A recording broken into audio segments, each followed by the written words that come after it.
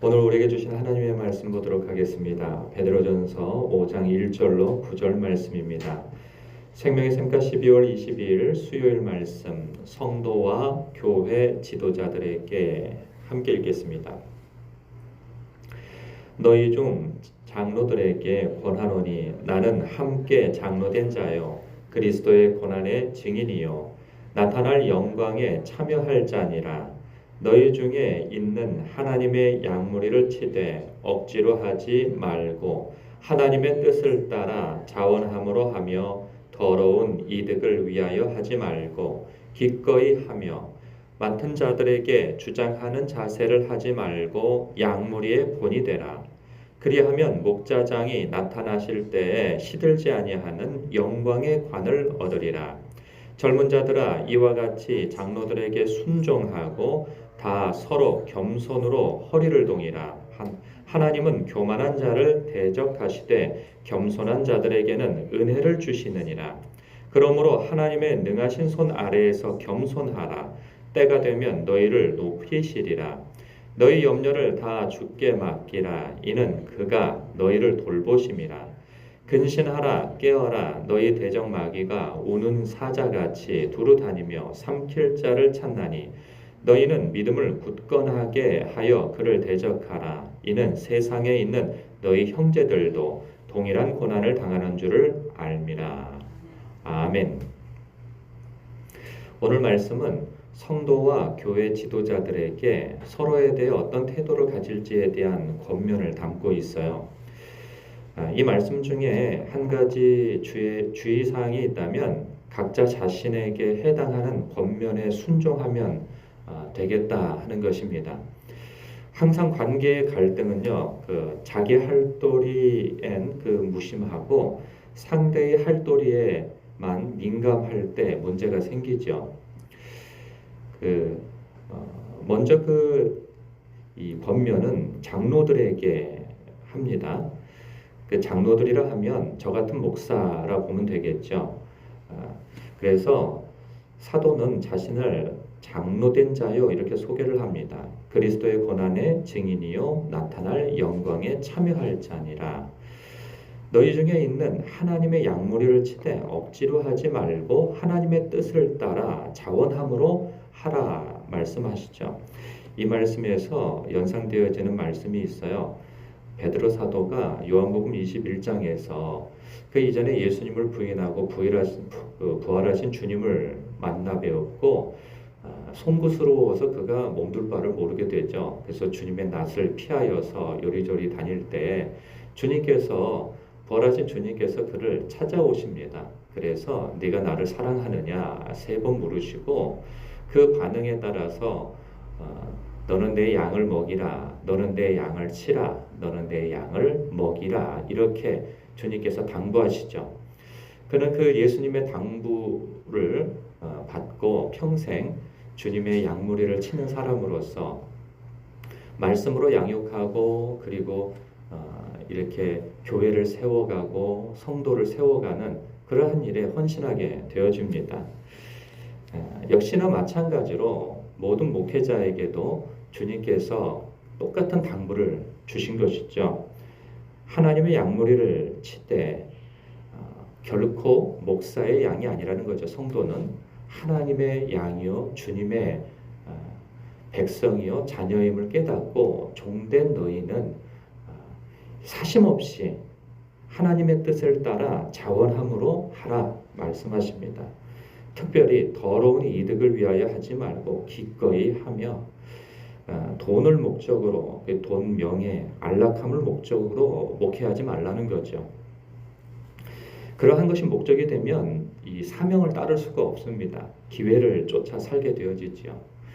그건 사실 명확하다는 생각이 듭니다. 그리고 맡은 자들에게 주장하는 자세를 하지 말고 양무리의 본이 되라 말씀하십니다.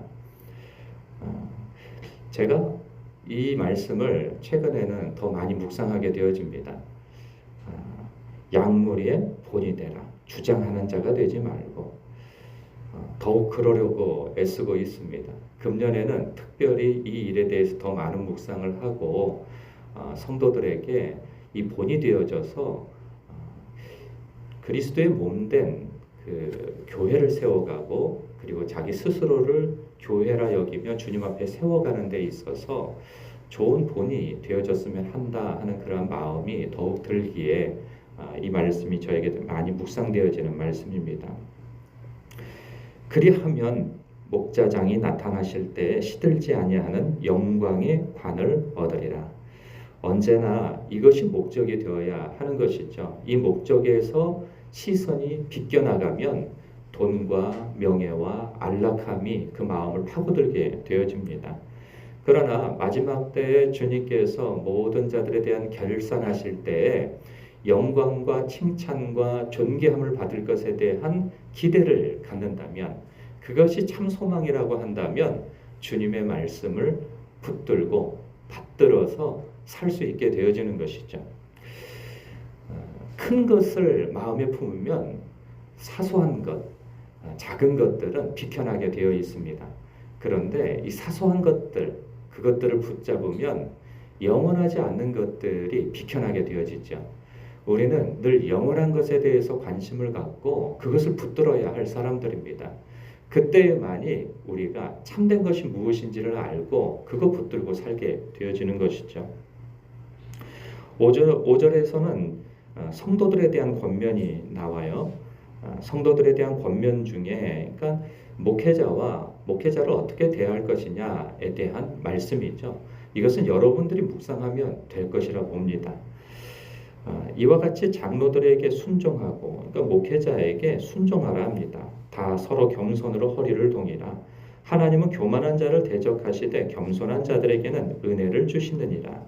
그러므로 하나님의 능하신 손 아래에서 겸손하라. 때가 되면 너희를 높이시리라.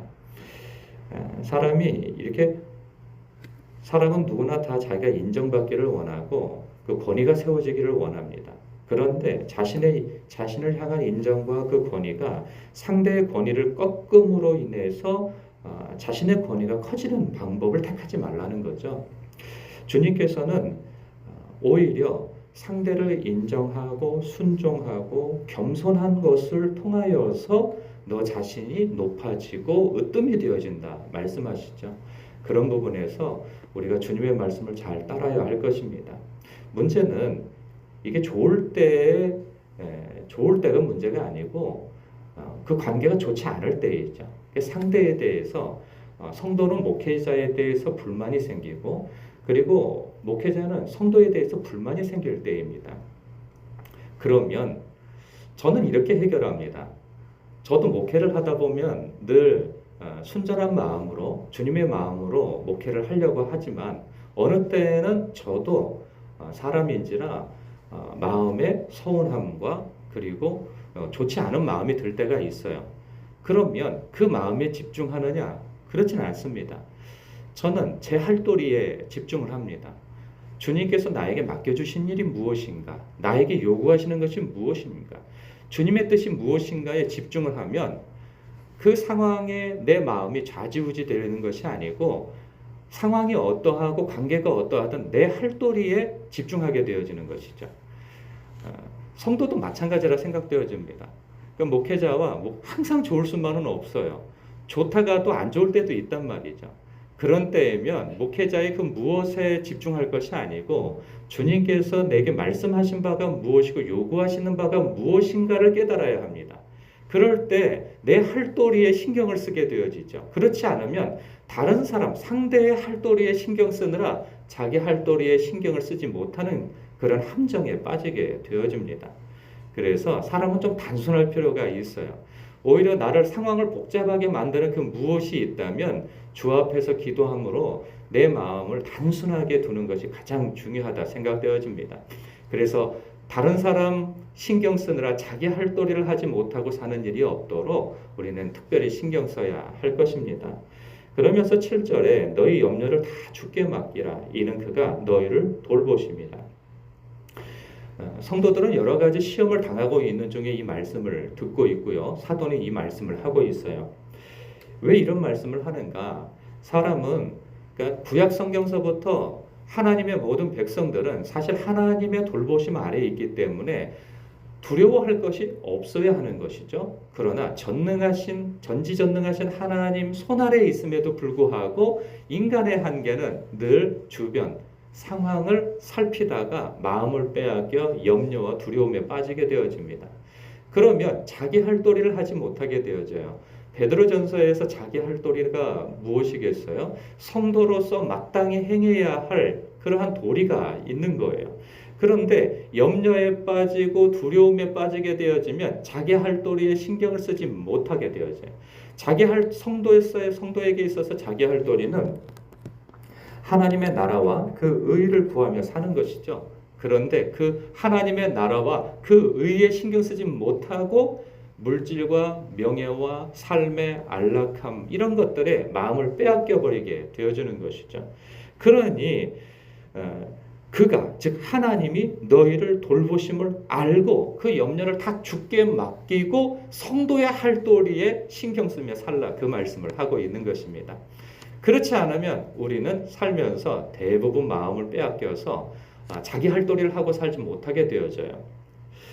그래서 8절에 이런 말씀을 하고 있어요. 근신하라 깨어라 너희 대적 마귀가 우는 사자같이 두루 다니며 삼킬 자를 찾나니. 정신을 차리고 깨어 있으라는 거죠. 왜? 악한 마귀는 성도의 염려와 두려움을 무기 삼아서 성도를 휘두른다는 거죠. 미혹하고 시험한다는 거예요. 그렇기 때문에 정신을 바짝 차리고 있으라는 거죠. 그러면서 9절에 너희는 믿음을 굳건하게 하여 그를 대적하라. 이게 무슨 소리죠?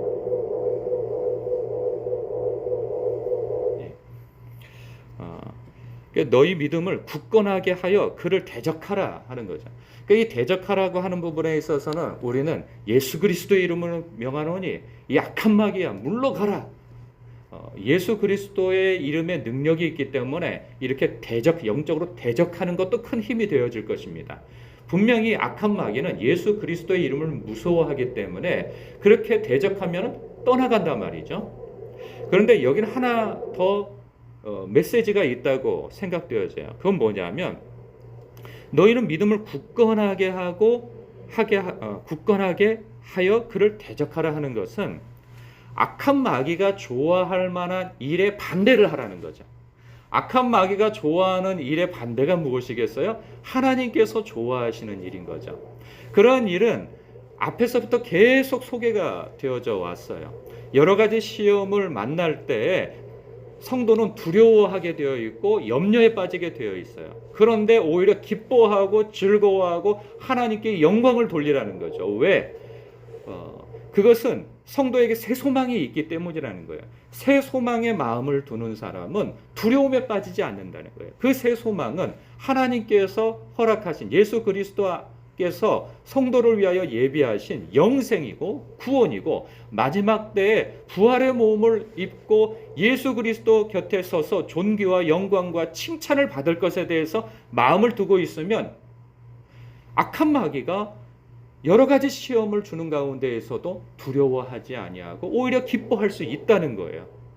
뿐만 아니라 여러 가지 시험이라고 하는 그러한 정보에서 오는 그러한 고난, 그리고 관계에서 오는 고난, 부부 관계에서 오는 고난, 형제로부터 오는 고난, 그리고 고용주에게서 오는 고난, 여러 가지 고난 가운데에서 마땅히 성도로서 할도리를 할 수 있다는 거예요. 할도리. 그때에 맞는 선행을 할 수 있다는 것이죠. 그래서 악으로 악을 갚지 말고 선으로 악을 갚고 준법 정신을 행하며 충성과 성실한 직장인으로서의 역할을 감당하고 가족의 일원으로서 자기 책임과 도리를 다하고 형제를 사랑하는 성도가 되어짐으로 인하여서 뜨겁게 서로 사랑하는 것을 통하여서 악한 마귀를 대적할 수 있다는 것이죠. 우리가 예수 그리스도의 이름으로 명하는 악한 마귀야 어떤 대상도 없이 물리칠 것이 아니고 악한 마귀가 싫어하는 방향으로 돌아서면 된다는 거예요. 악한 마귀가 싫어하는 방향은 바로 예수 그리스도 우리 주 하나님께로 그 마음을 돌이켜서 주님이 기뻐하시는 일을 행하는 것을 통하여서 우리는 악한 마귀를 대적할 수 있다는 것입니다. 그러면서 이는 세상에 있는 너희 형제들도 동일한 고난을 당할 때, 동일하게 고난을 당할 때 이렇게 대처를 한다는 거죠. 하나님 앞에. 오늘도 여러분이 말씀을 묵상하시면서 여러분 할도리, 주님 안에서 여러분에게 맡겨주신 그 사명과 부르심에 합당한 할도를 행하시면서 오늘 하루를 주님 앞에 묵묵히 천성을 향하여서 발걸음을 하시기를 주님의 이름으로 축복합니다. 기도하겠습니다.